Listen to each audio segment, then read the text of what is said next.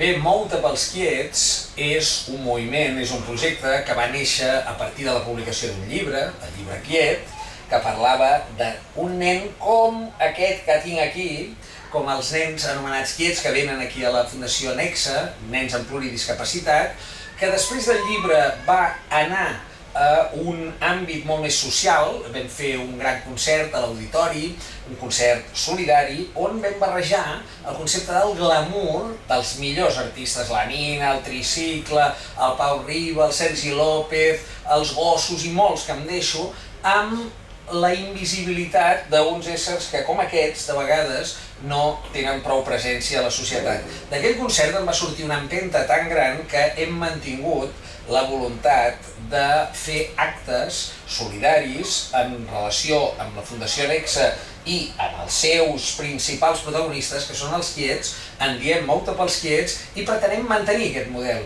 és a dir, donar visibilitat social a través dels mitjans de comunicació, a través de la creativitat, a través, per què no, també del glamour. Nosaltres aquí, amb aquest jacuzzi, estem en un glamour extraordinari, Pablo?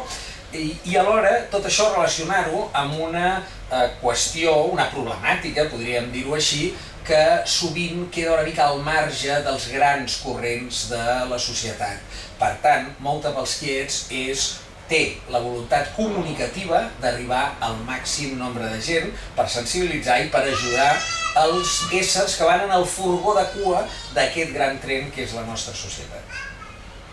Ho he dit bé, Pablo? Sí?